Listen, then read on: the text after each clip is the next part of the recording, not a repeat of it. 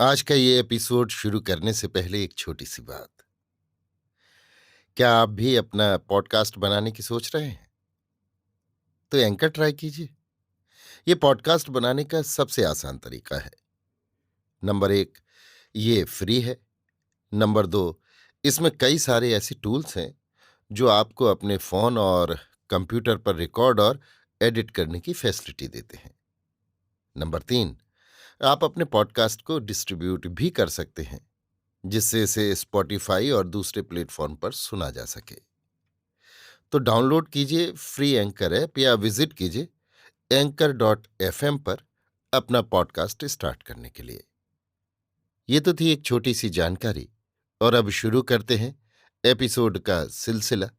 तो आज के एपिसोड में लीजिए सुनिए आचार्य चतुर्सेन शास्त्री के लिखे उपन्यास सोमनाथ के 52वें भाग परम परमेश्वर को मेरी यानी समीर गोस्वामी की आवाज में। परम परमेश्वर, परम माहेश्वर, गुर्जरेश्वर, प्रबल प्रताप मार्तंड महाराजाधिराज चामुंड राय बेचैनी और घबराहट में उन्मत्त की भांति बड़बड़ा रहे थे।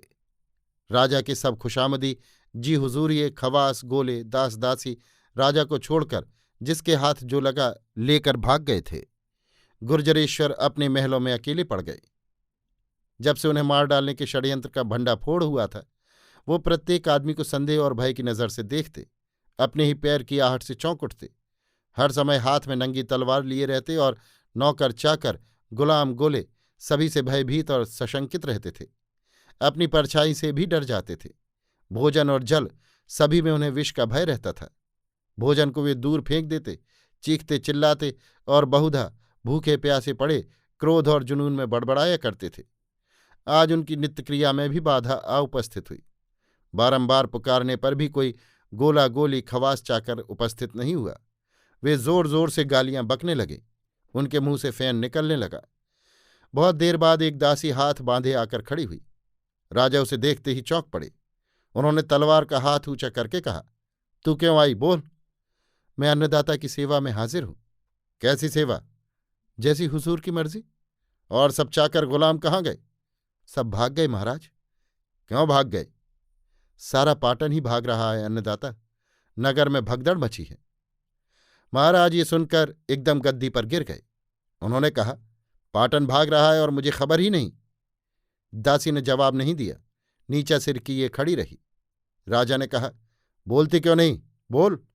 फिर राजा ने गुस्से में भरकर कहा, मैं समझ गया, तुम सब अपने राजा को मार डालना चाहते हो। अन्नदाता, मैं तो बचपन से ही हुजूर की खिदमत में हूं।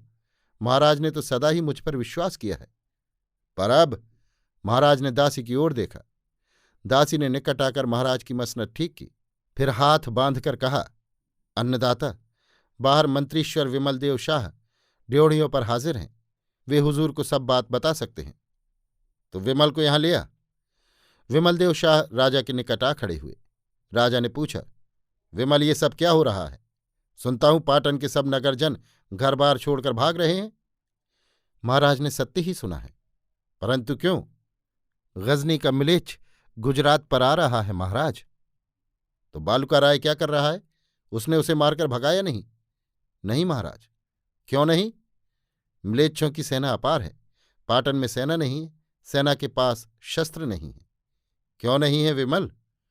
राजकोष का सब धन महाराज ने धवल गृह और सरोवर के निर्माण में खर्च कर दिया है। अरे, किंतु प्रजा की रक्षा कैसे होगी? नहीं होगी महाराज। ये कैसी बात? ये बात प्रजा जानती है। परम परमेश्वर गुर्जराधिपति महाराज चामुंड राय अपनी प्रजा की रक्षा करने में असमर्थ हैं। इसी से वो भाग रही है। बहुत खराब बात है। अब क्या होगा? पहले पाटन का और फिर सोमनाथ का विध्वंस होगा। नहीं नहीं रे विमल, ऐसा नहीं होना चाहिए। तू नहीं जानता कि अनिहिलपट्टन पश्चिम भारत का मुख है और भगवान सोमनाथ सोलंकियों के कुल देवता हैं? जानता हूं महाराज। तो फिर महाराज, उठाइए तलवार। घोगा बापा रण में जैसे जूझ गए, महाराज धर्म गजदेव जैसे कट मरे, उसी प्रकार रण में एक दो हाथ मार मूर कर आप भी वीर गति प्राप्त कीजिए। पीछे पाटन का जो हो सो हो। राजा भय और आतंक से पीला पड़ गया। उसे जीवन का बहुत मोह था। उसने मंत्री की ओर भीत मुद्रा से देखा। मंत्री अविचल भाव से खड़ा था। राजा ने भर्राए स्वर में कहा, विमल, पाटन की लाज रख। किस प्रकार महाराज? जैसे तू ठीक समझे।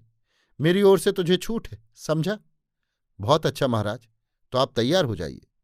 किस लिए? शुक्ल तीर्थ पधारने के लिए। वहां महाराज विराज कर शांति से परलोक चिंतन करें। और पाटन? अब राज्य की खटपट में पड़ने का महाराज का काम नहीं, उसकी समुचित व्यवस्था हो जाएगी। तो विमल, तू मुझे गद्दी से उतारता है? महाराज को गद्दी पर विराजने में बहुत कष्ट उठाना पड़ रहा है। और जो मैं गद्दी नहीं छोड़ूं तो और अच्छा है, उठाइए तलवार। तलवार? हाँ महाराज, यदि आप किसी मिलेच्छ की तलवार का भोग होना ही चाहते हैं तो फिर जैसी महाराज की इच्छा। राजा की आंखों से झरझर आंसू झरने लगे। उसने कहा, अरे विमल, ये क्या मेरा तलवार उठाने का काल है? नहीं है महाराज, इसी से मैंने निवेदन किया कि अब महाराज शुक्ल तीर्थ पधारें। वहां क्या है? देवस्थान है, रायस्थली है, सुपर्णा नदी है, वन विहंगम है, शीतल मंद पवन है, और गजनी का ये दैत्य वहां न जाने पाएगा महाराज। और यदि जाए तो?